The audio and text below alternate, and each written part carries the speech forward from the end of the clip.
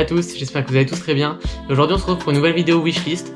Donc voilà, j'avais envie de vous présenter quelques items que j'aimerais bien acheter.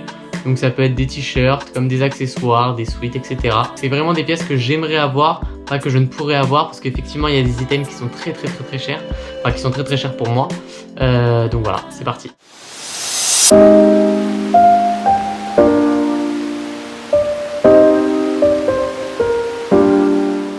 Donc on va commencer cette wishlist avec la marque Casablanca. Donc Casablanca, c'est une marque franco-marocaine qui, à travers ses pièces, en fait, essaie d'initier au voyage. Donc en seulement quelques collections, le créateur, donc Sharaf Tajer, a réussi à électriser la mode parisienne, donc avec des collections un peu exotiques. Donc voilà, maintenant avec sa marque, il fait partie un peu de la nouvelle garde de la mode parisienne. Au niveau de ses inspirations, généralement, il s'inspire du monde du tennis, mais aussi de sa ville d'origine qui est Casablanca. Donc voilà, les vêtements, c'est souvent une ambiance assez chaude, assez chaleureuse, donc qui représente totalement la ville. La dernière fois que j'ai fait une vidéo sur une marque, c'était sur la marque Van Mungels. Là, je suis vraiment chaud de vous parler de la marque Casablanca parce que pour moi, c'est vraiment une marque qui a déjà percé effectivement aujourd'hui, mais qui va continuer à augmenter parce qu'en fait, elle a été créée qu'en 2018.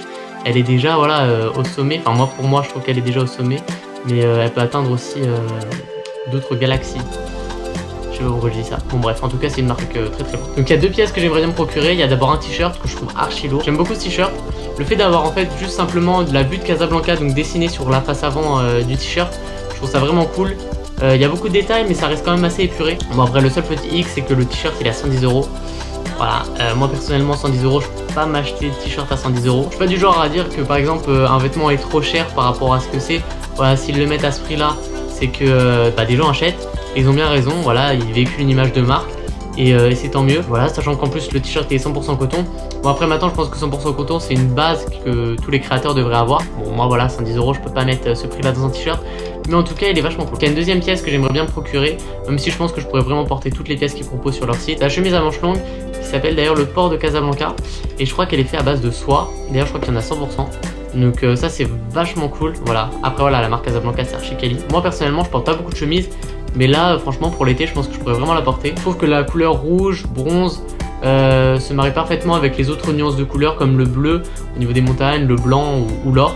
Donc ça franchement je trouve ça génial. Le fait que sur la chemise les montagnes soient vraiment au bas de la chemise, je trouve le concept assez cool, sachant que les montagnes je les trouve magnifiques, elles sont dessinées avec un bleu, franchement le bleu je le trouve trop dark. Donc les mouettes c'est sympa aussi. C'est pour rappeler bien évidemment donc le nom, le port de Casablanca, parce que dans tous les ports il y a des mouettes. Je suis bien placé pour le savoir parce qu'à 5 minutes il y a un port. Mais bon là je vous raconte ma live, vous en foutez. En plus il y a des détails vraiment sympas, par exemple les boutons ils sont faits en émail doré et rose. Ce que j'aime bien aussi au niveau des détails, c'est par exemple l'étiquette au niveau du col où il y a juste simplement écrit Casablanca et autour ça forme un terrain de tennis. Donc encore une fois ça rappelle un peu le code du tennis qui est souvent présent donc sur les différentes pièces de Casablanca. Donc au dos il y a écrit le port de Casablanca donc entourant un soleil. Là aussi l'écriture elle est incroyable, je trouve que la police elle se marie parfaitement avec le reste du design. Le fait que l'on s'attende à voir la mer ou au moins un peu d'eau avec le nom le port de Casablanca et au final qu'on se retrouve avec des montagnes, ça ajoute un côté décalé et c'est ça que j'aime aussi dans cette chemise. En plus elle est fabriquée en France, en même temps pour le prix heureusement, parce qu'elle est à 600 €. Voilà, ça picote un petit peu effectivement, bon après ça fonctionne pour eux tant mieux. Moi 600 €, je trouve pas encore une fois pour une chemise. J'espère que je pourrai un jour hein. Mais en tout cas pour l'instant c'est un peu compliqué. Pour le deuxième item on se retrouve avec la marque Aimé Léon Doré et un chapeau en particulier. Donc la marque Aimé Léon Doré c'est un peu le streetwear chic de notre époque. Et d'ailleurs la marque essaie vraiment de ressusciter un New York assez légendaire. Donc avec le nom Aimé Léon Doré on pourrait penser que la marque est française, mais en fait elle est américaine et elle essaie de jouer sur plusieurs tableaux à travers des pièces vraiment quali. La marque elle essaie vraiment de proposer des pièces assez minimalistes, voilà, assez décontractées tout en restant chic. Donc pour moi Aimé Léon Doré c'est un peu le streetwear sophistiqué. Donc moi ce que j'ai kiffé à travers ce chapeau, d'ailleurs on peut parler de Bob je pense, c'est qu'il est fait à 100% de coton et en plus il est réversible. Donc je le trouve vraiment magnifique, surtout en blanc. Les couleurs rouges, vertes, donc sur un bandeau, se mélangeant avec le blanc cassé, ça apporte une touche de chaleur vraiment agréable. Et je pense aussi faire également une vidéo sur cette marque. C'est vraiment une marque qui fait que percer, et notamment grâce à ses collaborations. Donc why not faire une petite vidéo. D'abord je vais faire Casablanca, après Melon Doré, ou peut-être l'inverse, bon j'en sais rien, je verrai de toute façon. Je vous tiendrai au courant. Pour le troisième item, en fait, je me baladais sur Insta. C'est trop bizarre de dire balader sur Insta. Bon bref, j'étais sur Insta et j'ai vu une story de la marque Ombre Parisienne. Je vais vous mettre la story à l'écran de toute façon. Et dans cette story, donc je crois que ça représentait le haut d'une veste. C'était assez zoomé. Et on pouvait voir par exemple la zipette de la fermeture éclair gravée avec Ombre Parisienne. Et ça j'ai grave kiffé. Moi ce que j'aime trop c'est les détails comme ça sur les vêtements. Et je crois que la veste elle était faite en laine mélangée. Et franchement elle a l'air archi lourde. Après j'espère que c'est une veste. Ça se trouve, c'est pas du tout une veste. Dites-moi dans les commentaires ce que vous pensez de cette partie de pièces. Voilà, le côté un peu british qui kiffe trop dans les vêtements. Ils ont toujours pas sorti leur nouvelle collection. D'ailleurs, ça devrait pas tarder. Et j'ai hâte de voir si cette pièce fera partie donc, de la nouvelle collection. D'ailleurs, vous inquiétez pas, si vous avez flashé sur un des articles dont je parle, je mettrai le lien en description avec le nom, avec le prix, il y aura tout. Par contre, pour ça, je peux pas mettre de lien parce que je sais même pas si ça va sortir. Donc voilà, c'est un peu compliqué. Enfin, c'est pas compliqué, on s'en fout. Enfin, non, on s'en fout pas. Enfin, bref.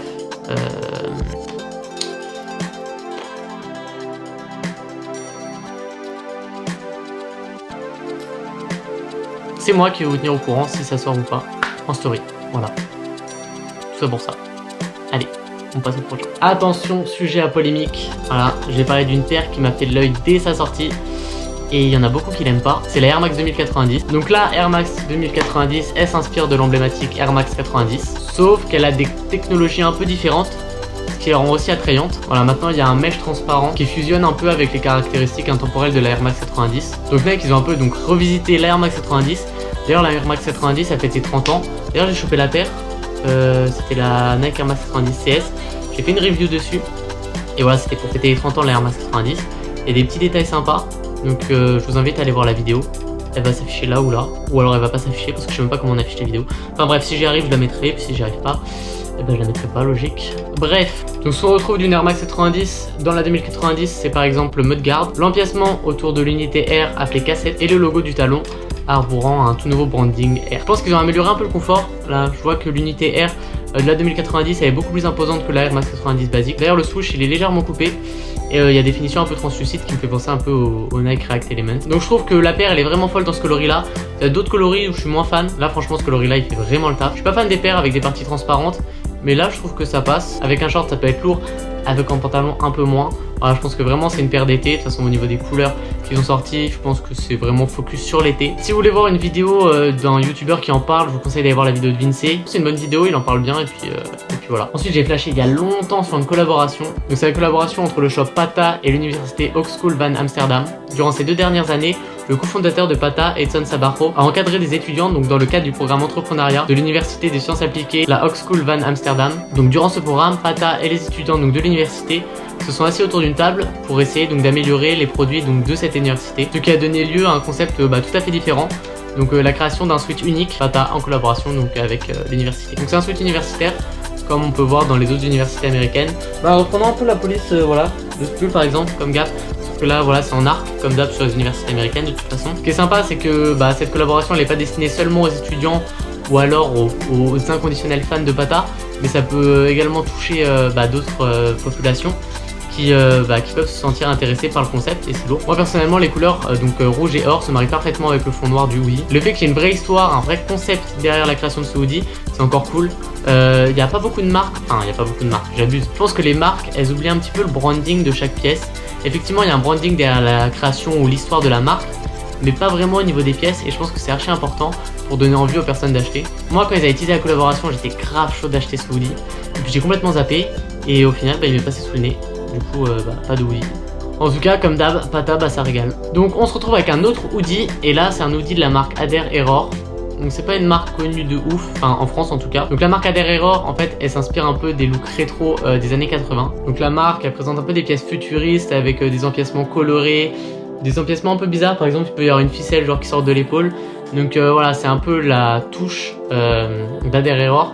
Et franchement c'est cool. Le hoodie que je vais vous montrer il est à 258$. C'est pas un prix que je pourrais mettre dans un hoodie, mais là avec toutes les fonctionnalités, les détails qu'il y a sur le hoodie, franchement voilà je pourrais clairement me dire que ça vaut le prix. C'est pas un hoodie commun que tu vas voir au coin de la rue. D'ailleurs Adair Error c'est pas une marque commune à d'autres marques. Ils ont vraiment leur image de marque et leur univers. Donc moi ce que j'ai grave kiffé, à part les différents empiècements qui sont aussi stylés, donc le cordon un petit peu tordu c'est marrant, c'est le fait qu'il y ait écrit Adair au niveau de la manche. Et en coupant la partie où il y a écrit Adair, on découvre une autre partie avec une autre étiquette et une autre police d'écriture où il y a également écrit Adair. Je trouve que la démarche est vachement ludique.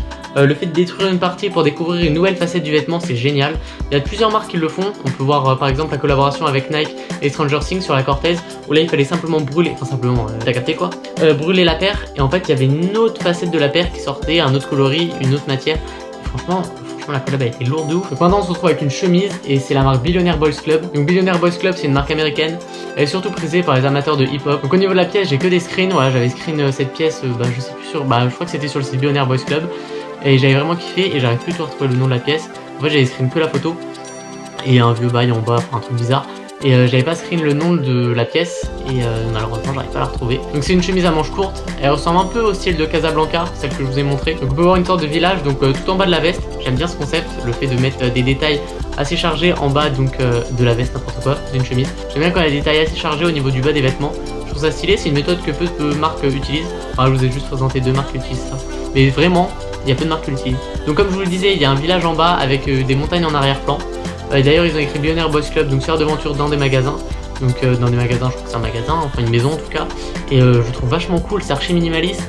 Et c'est un petit univers assez hivernal que j'aime bien. Même si c'est une chemise à manches courtes, et moi personnellement je ne vois pas du tout manger une chemise à manches courtes. Mais moi je suis trop fatigué là, faut que je dorme. Je ne vois pas du tout porter une chemise à manches courtes sans rien. Mais par contre si tu mets un petit tee à manches longues, ou enfin un tee à long sleeve je veux dire, pardon, va te coucher Lucas. Et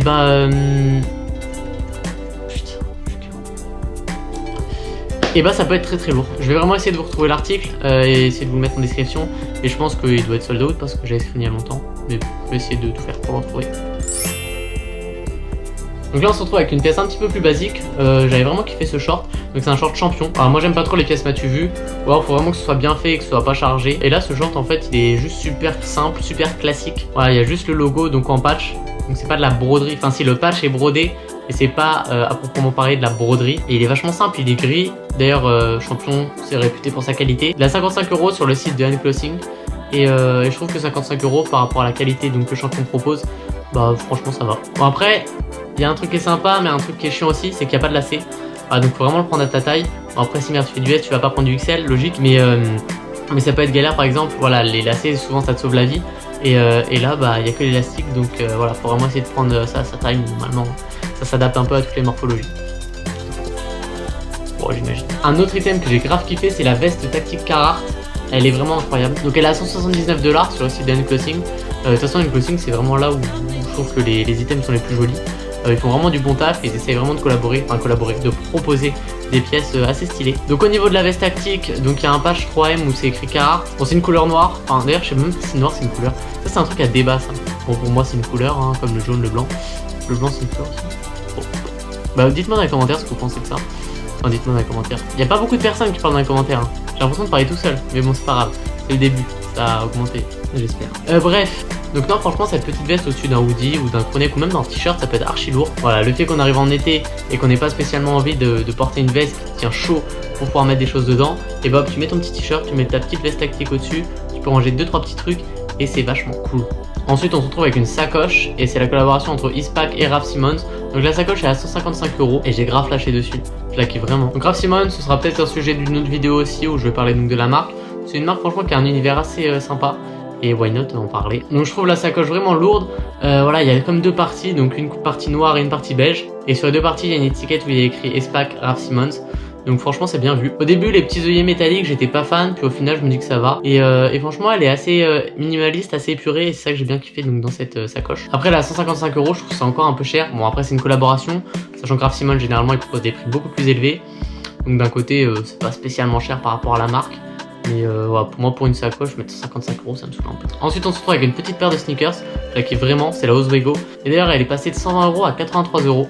Donc, franchement, grave bénéf. Je la trouve vraiment cool. Tu les vois pas partout, des œillets comme ça. Et c'est grave lourd. Donc, les œillets, c'est pour passer les lacets. Au cas où, bah, il y a des gens qui savent pas. Hein.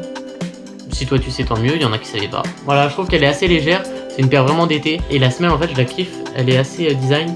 Et ça fait un petit peu un côté agressif.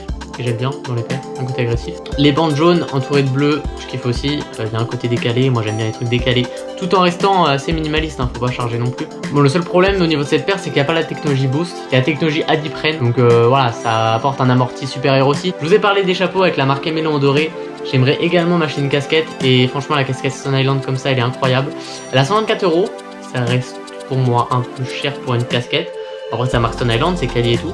Moi ça me fait chier de mettre ce prix là dans une casquette, mais je la kiffe tellement que je pense que je vais l'acheter. Donc Stone Island c'est quand même connu pour ses créations de vêtements assez techniques.